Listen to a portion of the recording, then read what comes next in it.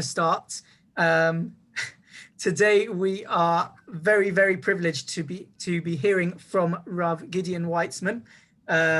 Rav Weitzman was born in England, raised in Wales, and now lives in Modi'in in Israel.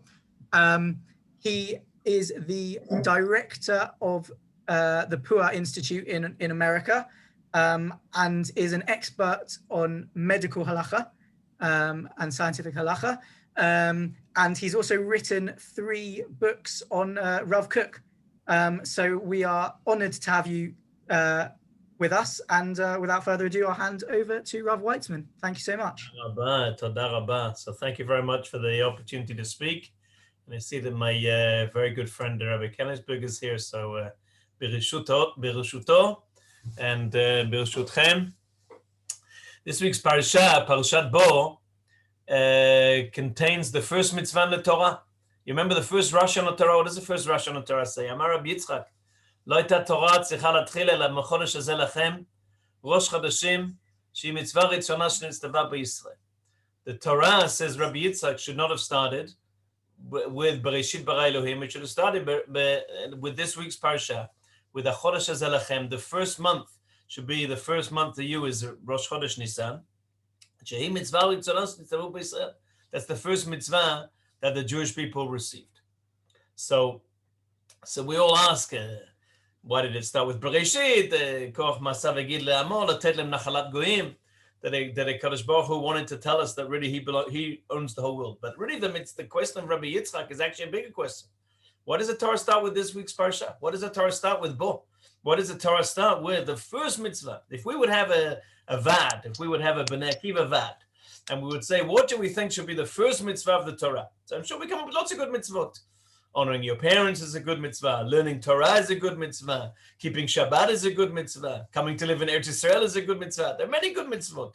I don't think any of us would have think the first mitzvah in the whole Torah, the beginning of all mitzvot, would be Chodesh Rosh Chodesh. And Gol HaKavod, Rosh Chodesh is very nice. We have Rosh Chodesh. We have Rosh Chodesh this week. A week ago, we celebrated Chodesh Shabbat. But I don't think that we think that Rosh Chodesh is such a huge mitzvah that that should be the first mitzvah that the Kadosh Baruch Hu chose. And so the question is, why is that the first mitzvah? So we're going to suggest a few suggestions why Rosh Chodesh is so important. And the first thing is that where you remember where they were obligated, where they first got the commandment to keep the mitzvah of Rosh Chodesh, it says, Be'eretz Mitzrayim. They were commanded in Egypt. They were in Egypt and they had that command. And we know they're in Egypt because we already learned the story. We already read Parshat Shmot and Va'era, and we got the bone. We know they're in Egypt. So why does the Torah have to tell us they're in Egypt?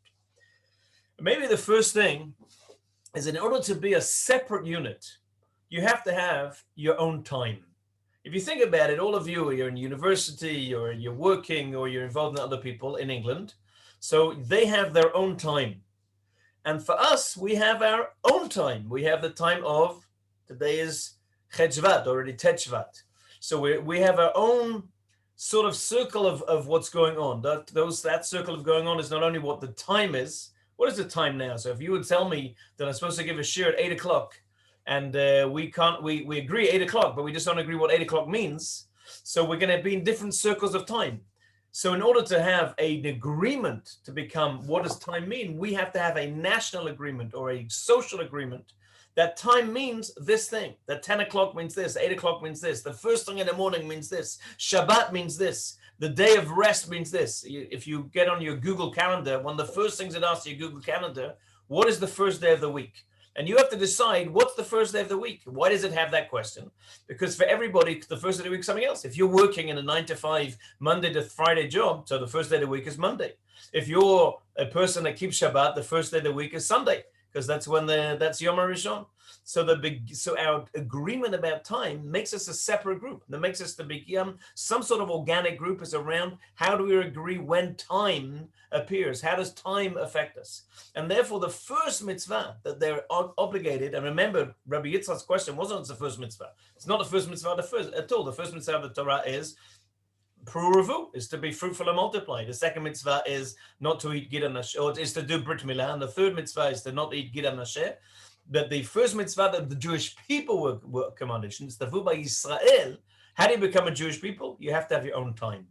And that time then determines other time, because the time of Rosh Chodesh also determines now our Chagim. I remember growing up in England, that when it came for us, Chagim, it came Pesach or Purim or Tu B'Shvat or of course Rosh Hashanah and Yom Kippur and Sukkot. That for us B'nai Akiva, for us Jews, that was one thing. I didn't grow up in London. I grew up in a place called, I was born in Leicester, and I grew up in Cardiff, and I went to a non-Jewish school. And in that school, when you had your own time, the time was defined by the relationship that I have with other people who have that time. And that made us separate. I don't know if any of you have ever spent Shabbat in New York City. If you go to New York City to Manhattan, I was once there on Shabbat, and you're walking around, and it's the seat of commerce, the center of commerce of the world is Manhattan. And you're surrounded by non-Shabbat. And then you see over there's somebody wearing a suit, and they're walking, and they're not carrying anything. And you realize, oh, they're also a Yid. They're also a Jew. You realize, for them, it's also Shabbat. And so there's like this little circle of Shabbat, this little Daled Amot of Shabbat, that for me and them, suddenly Shabbat is, and we meet and we sort of create this Shabbat entity, Shabbat Shalom, or sometimes you say Good Shabbos, depends how from you want to be. And so we have this little interaction that suddenly we become a separate unit. Our time determines our separate unit. Once we have a separate time, we are a separate entity. And think about it, when you're sitting in England, your time works on two different axes. There's the time of the rest of the world, the date, the time, the day of the week, but there's Jewish time. And Jewish time has a complete different reality that we're all involved in. And we look from Shabbat to Shabbat. We look from Chag to Chag. We look at the time. There's a comedian in Los Angeles called Paul Gold, that he says that there's no other calendar that when it says when festivals start, it says a time. When does Shabbat come in? It doesn't say, when does Thanksgiving, what time does Thanksgiving start? What time does Christmas start? It's always like it's a day, it's an entity. We have like a specific moment that we know that I have to bring Shabbat in by, the Shabbat's going to come in 4:46. 4:46, Shabbat starts. Not only for me, but for all my neighbors, for all the people that are in that time frame. And so once we set a time, we become a separate unit. HaKadosh Baruch Hu wanted the Jewish people to be separate. We're not always going to live in Eretz Yisrael. We're not always going to live in our own entity. But when we are, wherever we are, we relate by time. We relate by how do we define time as a separate unit. That's the first thing. That's the first concept of Rosh Chodesh. Rosh Chodesh is determining time, and a separate time, and a specific Jewish time. That's the first thing. But there's another amazing thing that happens. What's the date today? So I ask you, what's the date today? So everybody looks at their watch. So the date today is the 21st of January. I would have no idea that was the case where they did not look at a watch, because here we don't really work by that date. But okay, it's the 21st of January. Why is the day the 21st of January? So that's a little complex why that's the 21st of January, because at some point the people at the Gregory who set up the Gregorian calendar, they determined that there's going to be 12 months, and the 12 months have been divided by, well, somewhere between 28 and 31 days, and the day will become sort of, this will be the 21st of January. What happens on the 21st of January makes it the 21st of January? Nothing. It's just the day and the date. It's this day on the calendar. And today it's the 21st of January. Yafeh. What's the day real date? Today's real date is Tet Shvat. Why is today Tet Shvat? Well, Shvat is also, it's to do with the months and why the months revolve. Why is it Tet? I tell you very simply why it's Tet.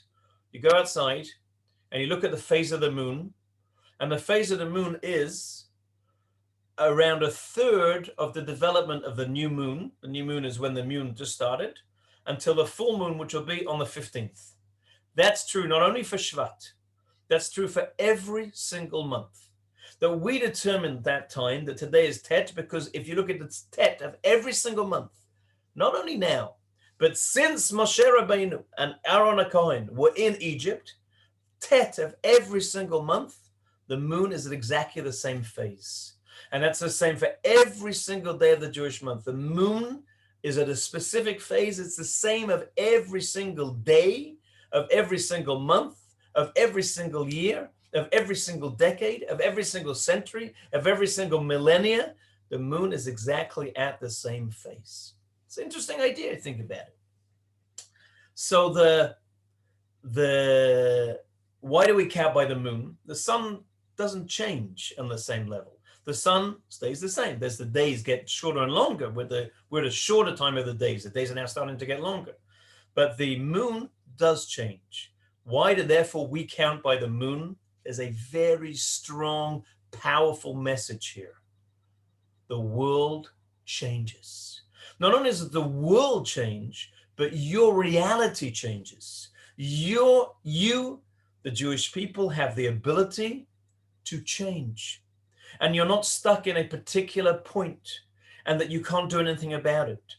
You will change. You are a nation that understands that we sometimes get larger and we sometimes get smaller and we sometimes are more powerful and we sometimes less powerful, but we'd say there's a cycle. Like there's the circle of life, as they told us on The Lion King. There's a change in the world that we can recognize and we can see by that beginning of Rosh Chodesh. What does it mean? Let's imagine that we are now Egyptians. We didn't come out of Egypt. We're the percentage of the Jewish people that stayed in Egypt. We're now Egyptians. So you go back to ancient Egypt, and ancient Egypt, if you happen to be the son or daughter, most of the son of the Pharaoh, you were a Pharaoh. You became a godly human, a godly being. If you were in the court of the Pharaoh, you were a courtier. Doesn't matter what you did. Your status was determined by one thing only, by who you were born to, who you happened to have chosen as parents. If you were a eved, a slave, that was determined by the people you were born to. Nobody changed their nature. In fact, the Midrash tells us that no nation had ever left Egypt before the Jewish people. Why? Egypt was the most static, solid state society that ever existed. There was no change. You could not change your status. You were in whatever you were born, that's what you were going to die as. Comes along a Jewish people and says, you know what? That's not true. Because we already have Yosef, who came to Egypt as a slave and became the leader of Egypt. We have Moshe Rabbeinu, who was born as a slave, suddenly becomes a prince, then is exiled and comes back as the leader of the Jewish people. And we have in our nation a shift in sand of power. In fact, if you looked at last week's parasha, there was a list of the people who came to Egypt. There's a list of 70. But in the book of, in the Sefer, in Parashat Shemot, there's a list of 70. Last week, there's a list that suddenly gets to Shevet Levi and then stops at Shevet Levi and then says who Shevet Levi is, but doesn't tell anybody about anything about the other nations, the other tribes, the other children of Yaakov. I think the answer is very simple, because at that point we have a new leader. Who's the leader of the Jewish people? In the book of Bereshit, we could maybe say Reuven, maybe Yehuda, potentially Yosef. Suddenly we have a new leader. Who? Levi. And in fact, there's a parashan called the Kli Yakar. And the Kli Yakar has a fascinating perush in which it says, if you look at the list of the order of the children of Yaakov, every time there's a different order. They're never like a specific order. Every time it's a slightly different order. If we look at the way they camped, it's a different order. If we looked at the way they're enumerated, in the way they're described. Why? Because every time there's a different leader. And if you look at the book of Shoftim, you'll see that the Shoftim came from all the different tribes. The fact that you were born to the tribe of Menashe, Nebuch, Menashe, who knows, who heard of Menashe? Or the fact you were born to Zvulun, or the fact you were born to Shimon, that doesn't mean anything about how your life is going to turn out. Your life will be determined by what you do. How do we know that? Why don't we just believe in a solid state like everybody else? Says Rabbi Yitzchak, because the first mitzvah was Rosh Chodesh. And Rosh Chodesh speaks about change. It speaks about the fact that we have the ability to determine that it's true that we started in very low start, but we will grow. We will change. And you could be huge, you could be vast and still sink away. There's nothing determined. It's whatever you do with your life. And in fact, if you look at one of the first mitzvot in this week's parasha, a list of the mitzvot around the Korban Pesach, we are supposed to eat Korban Pesach one night. We offer it up on the 14th of Nisan. We have to eat it on the 15th of Nisan. And you shouldn't leave anything until the morning. What if I did leave something in the morning? No. You didn't get the point. You're not allowed to leave it. No. Yeah, but what if I forgot? What if I wasn't able? What if I wasn't feeling so well? What if I didn't have enough people and people bought into my Korban Pesach and didn't show up and they went somewhere else? No. You didn't understand.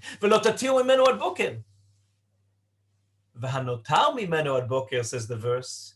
But whatever's left over until the morning, you could burn it off in a fire. And understand it. You just told me, don't leave it until the morning. Yeah, but if you leave it till the morning, then you can burn it off. What does that verse mean? That doesn't make any sense. It's very simple. We have a halachic construct called asay shenitak lo laseh or lo laseh shenitak laseh, that I have the ability to rectify a negative commandment by doing a positive commandment. But I think there's a deep message here. The deep message is, I understand that Kadosh Baruch Hu says that you're sometimes going to mess up. I understand that sometimes you're not going to do what I told you. I'm going to give you the ability to rectify your situation. Built in already into the first mitzvah of Korban Pesach will be the ability to rectify what you screwed up, what you messed up, what you didn't do properly. I'm going to give you an out. I'm going to give you the ability to fix it. It's true, you should eat it ad boker. That's the message of Rosh Chodesh. We do not set our fate in stone that's unmovable, that's unchangeable, that's indelible. No, it's a transient process. Our lives change. And what we believed was going to be our life at the beginning, we may end up somewhere very different. We will determine our fate, not by who we were born to, not by our genes, not by somehow the fates that we have no control over. We, like the moon, will get larger and smaller and smaller and larger. And that's what we are as a Jewish people. And look how the Jewish people has done that in an amazing way, that we've been in the worst places. We've been in the lowest of the lows, and we've come back. And we've come back and bounced back. And suddenly we're at the forefront of the world's arena again. As Mark Twain, the American writer, said, everything is mortal. Everything will change. Everything will disappear apart from one thing. The Jews. The Jews will always somehow be around. The Jews are always somehow fretting around the world stage and are always somehow successful. That's the message of the moon. We learned it from the moon. We learned it from Rosh Chodesh. You know, there's an amazing thing that the New York Times decided that they're going to make a mock of the 1st of January, 2099. They're going to make a mock front page. And the editor made up this mock front page, robots have taken over the world, and there's a first black female president, all sorts of things that, that fanciful that we would imagine. And in the corner, there's a list of the times of Shabbat candle lighting. They said to the editor, what? He said, yeah, the 1st of January, 2099 will be a Friday. And he said, why put that? He said, I don't know no one knows what the news will be on the 1st of January, 2009. We don't know anything what will happen. One thing I can tell you for 100% certainty, Jewish women all over the world will light candles at this and this time. That's going to happen because that's the permanent. That's our time. That's our fate. That's what we said. That's who we are as a Jewish people, that we will always take into hand and we will take our fate. We will not say, it's not in our hands. So there's two reasons that we learned. We learned that time makes us separate. We learned that time, especially the moon's time, changes. And that's the essence of the mitzvot. Our ability to change, our ability to take our own fate into our hands and not say, this is where I was born, I have nothing to do with that. But there's many reasons, but there's a third idea that I wanted to share in the next few minutes. The Rambam, Maimonides, wrote a Mishnah Torah, a set of halachot. But the Rambam also had something that was very common in the Middle Ages. It's not very common today. which was, he wrote a list of the mitzvot. You know, there are Tariag mitzvot, there are 613 mitzvot, but never says anywhere what the mitzvot are. And so at the time of the Rishonim, it was a common theme to write a book of mitzvot. What are the mitzvot? We have the Sefer Chinuch, that's a bit of mitzvot. We have Sefer Mitzvot Gadol and Sefer Mitzvot Katan. And the Rambam has a book called Sefer Mitzvot, and in which he enumerates the 613 mitzvot, and it's very discussions about it, because why does he not say the mitzvah of coming in Eretz Yisrael is a mitzvah, and what is the other mitzvot? And whole discussion. The Ramban has a commentary on this Rambam's book of mitzvot to explain why certain mitzvot he misses out and what certain mitzvot should have been put in, etc., etc. One of the mitzvot that the Rambam has is the mitzvah to determine Rosh Chodesh. It's the first mitzvah. It's actually not in the Rambam's first mitzvah. It's 163rd mitzvah, but it appears in the Rambam's list of mitzvot is the mitzvah v'chodesh hazeh lachem Rosh Chodeshim rishon hu lachem lechodshei hashana. And the Rambam says, you know, this mitzvah is very interesting, because where do we make this mitzvah? Where do we make Rosh Chodesh? If I'm sitting in London and we make a bet adin and we say today's going to be Rosh Chodesh, that has zero effect at all. Why? There's only one place in the world we can make Rosh Chodesh, and that's in Eretz Yisrael. Only in Eretz Yisrael can we make Rosh Chodesh. And in fact, ad kadei kach, that the Gemara tells us, the Rabbi Akiva saw there was no Gedolim in Eretz Yisrael, and so he went to Bavel, and he was ma'aber shanim, that he added a month, he made it a leap year in Bavel. It's a big question, how can you do that, and how can you not do that? Why do you have it only in Eretz Yisrael? Because Eretz Yisrael is the center of the Jewish world, and therefore from here comes out the determination of the time comes from Eretz Yisrael. And in fact, when you in London say we're going to have Rosh Chodesh, and on Shabbat the Gabbai gets up and mumbles, you know, it's going to be so and so chalakim and so minutes and so time. That's not talking about what's going on in London. That's talking about the moon in Eretz Yisrael. Only the moon in Eretz Yisrael determines Rosh Chodesh. Okay. The Rambam then says, let's have a thought experiment. Let's imagine, says the Rambam, that there's no Jews in Eretz Yisrael. Then would we not still have Rosh Chodesh? Theoretically, only the fact that there are Jews in Eretz Yisrael now enables us to continue having Rosh Chodesh. If there were no Jews in Eretz Yisrael, then there wouldn't be Rosh Chodesh anymore.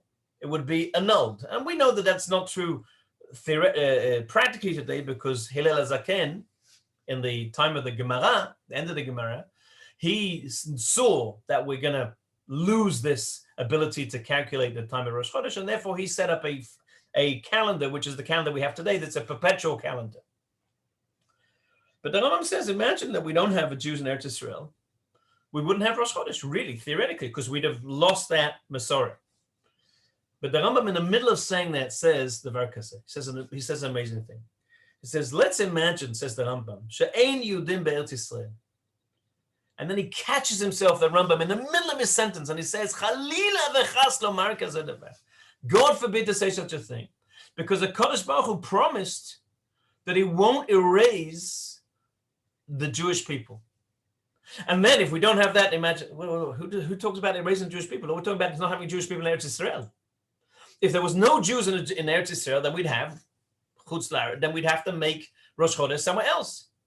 But the Rambam, in writing that, I imagine the Rambam sitting in Fostat in Egypt as he's writing this, and he just looks at the page and he realizes what he just wrote. Can you imagine there would be no Jews in Eretz Yisrael?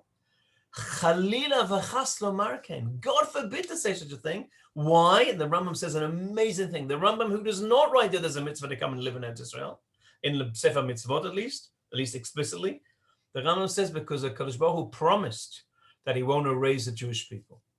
What does the Rambam just tell us? The Rambam tells an amazing thing, that the fact that there are Jews in Eretz Yisrael, that keeps the Jewish people going. And if for amazing thought phenomena, that there would be no Jews in Eretz Yisrael, there would be no Jewish people. The Jewish people would be erased.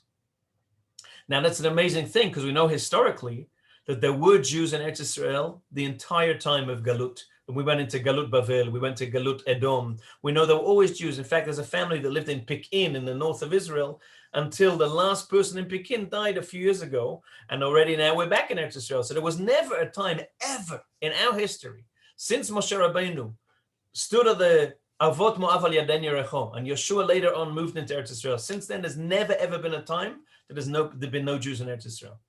And that's what the Rambam says, because that's the divine promise that there will always be a Jewish people. And so the Rambam says here an amazing thing that's all based on this concept of Rosh Chodesh. That Rosh Chodesh is a promise that the Jewish people will always be here. The Jewish people will always be here. Exactly like the editor of the New York Times said, the Jewish people will always be here, they'll always be lighting candles, they'll always be continuing. But the Rambam says that that promise is based on a very important premise. And that the premise is that the Jewish people will always be in the land of Israel. Because the land of Israel is from where we get strength as a Jewish people, wherever we are. And if you and that's something that's a concept that when the Rambam wrote it in the 13th century was a crazy concept because no one ever thought like that. But today, you sitting in London can understand that. You sitting in England can understand that. Because I remember as a Jew growing up in England, the thing that gave us the most strength, the thing that gave us the most backbone, the thing that gave us the most pride wasn't that we had a shul in Cardiff, but that we had a shul in Yerushalayim, that there was a Jewish people in Eretz Israel, that they were the people that gave us this amidah, that gave us this strength to be a Jewish people throughout the world. I'll tell you a little story. We have a couple of minutes. I'll tell you a story. When I was a young boy, I remember we were driving on the road and my parents suddenly veered off the road and they put the radio higher. And there was a story on the radio that we all sat there transfixed. What had happened? There had been a plane that had left from Israel to France, and it had been hijacked and had flown to Entebbe in Africa, in Uganda. And you know the story. It was released by Jewish paratroopers. That Israeli paratroopers went in and released it, and we were there. We heard it, as they said. They'd just been released. They came back to Israel, and the world stood silent. And here's Gidon Weitzman in this non-Jewish school, and the next day I came in, and the teacher's amazed. These Israeli paratroopers, look what they can do. And she put up on the wall a picture taken from the newspaper of an Israeli paratrooper. And I suddenly became the focus of the entire class. Because Weitzman, this little yiddle, that's his boys. That's his clever. Look at that. Weitzman's also got a little bit of gvura, a little bit of courage. I was still a nebuchadnezzar little kid in Israel, in England, but I had somehow an amidah. That's exactly what the Rambam says. The fact that there is Rosh Chodesh is because there are Jews in Eretz Israel. And the Jews in Eretz Israel give strength to the Jews all over the world. The Jews all over the world have a backbone, have a pride, have an existence because we're sitting here in Modi'in. Because we're sitting here that I can see from my window where they used to determine that when Rosh Chodesh started, which is Yerushalayim, which is just a few minutes down the road. And so that's a powerful message. That's what Rabbi Yitzchak says. The Torah really should have started with Rosh Chodesh. Rosh Chodesh is the beginning of all the mitzvot. Because from Rosh Chodesh, we get a tremendous number of the essence of the mitzvot. We spoke about Rosh Chodesh being the determination of our separate time. We become a separate entity because we have our separate time. We spoke about Rosh Chodesh being the concept that the world is transient, that we're not determined by fate and we can never change. And that last message of the Rambam, that the Rosh Chodesh is also a promise that the Jews will always remain in Eretz Israel. And the Jews in Eretz Israel will, Ki mitzion tetzeh Torah u'devar Hashem Yerushalayim. They will project from Eretz Israel around to the world. And so those are three quick messages. They told me I'm speaking for half an hour, and that's it. Tamaz manenu, yeah. Maskir is going to tell us where you tell us how much time we have left. A couple of minutes if you want to start wrapping up. Couple of minutes if I want to start wrapping up. Okay, so I'll start wrapping. So that's the concept. I'll tell you one last idea of Rosh Chodesh, and that also comes from the pasuk. If you look carefully. Who made the first Rosh Chodesh? It says in the pasuk, Moshe and Aaron. But you need to have three people to make a bet din. In order to make a bet din to determine the reality of Rosh Chodesh, you need three people. Moshe, Aaron is only two. Who's the third? The Midrash tells us HaKadosh Baruch Hu himself sat on the bet din. The bet din of the first Rosh Chodesh was Moshe, Aaron, and HaKadosh Baruch Hu. What does really Rosh Chodesh tell us? that we become partners with HaKadosh Baruch Hu. In a few hours, it'll be Shabbat. Shabbat is kavir v'kaima. Shabbat is set in stone. We have no influence on when it becomes Shabbat. Shabbat starts or doesn't start with or without us. But we just learned that Rosh Chodesh isn't like that. Rosh Chodesh and the Chagim, we determine them. In fact, we say on the Tefillah, Mekadesh Yisrael v'hazmanim. HaKadosh Baruch Hu gives us the ability to determine, to sanctify time. Rosh Chodesh is when we partner with HaKadosh Baruch Hu. We become not only subservient to Hashem, that's like Egypt, we were subservient. Here we suddenly become partners with HaKadosh Baruch Hu. Asher yiru ayin ba'ayin yiru b'yeshuat Hashem. That we see HaKadosh Baruch Hu face to face. We connect with HaKadosh Baruch Hu. Maybe that's a reason that one of the things that the Greeks were so against, and we learned in Hanukkah not so long ago, they were against Rosh Chodesh because they didn't think that human beings can partner with Hashem. We're not just under Hashem, we're connected to Hashem. We have this partnership with Him, the great partnership. Rabbi Sachs, Zichrono Livracha, had a book, The Great Partnership, about science and religion. There's a greater partnership than that. That's the partnership between us and HaKadosh Baruch Hu. So for all these reasons, Rosh Chodesh, and for many, many more, and you can go out and think over this Shabbat, at how many things that Rosh Chodesh is so important, is so significant, this somewhat insignificant halakha is so determines the reality of what we are as Jewish people, that really that's the reason why, as the Rabbi Yitzchak said, the Torah starts with Rosh Chodesh. This first mitzvah that we have in this week's parasha is really the beginning of what it means to be a Jewish people. The Jewish people is, first of all, different, we're separate. A Jewish people is a transient. We understand that the world doesn't stay in one place. We push it forward. The Jewish people is based in Eretz Israel, and in Eretz Israel and throughout the world, we are partners with the HaKadosh Baruch Hu. And for all of these reasons and many more, Rosh Chodesh was chosen to be the first mitzvah, not for us individuals, Asher nitztavu v'yisrael, that the Jewish people were commanded. And so, Bezrat Hashem, we should learn the message of Rosh Chodesh. We should become people of Rosh Chodesh. We should celebrate Rosh Chodesh. But also we should understand the essence of what it means to have a separate time, to have a sanctified time, and to have this time that somehow connects us together with us as a people and also with HaKadosh Baruch Hu. Shalom, shalom, v'atzlacha. Thank you so much, Rav Weitzman. That was really, really informative and interesting. And I think I speak for everyone when I say that I really enjoyed it. So without further ado, I know I'll pass over to Nini, I think I saw. I imagine that Nini will say everyone take a couple of minutes to refresh, but I'll let her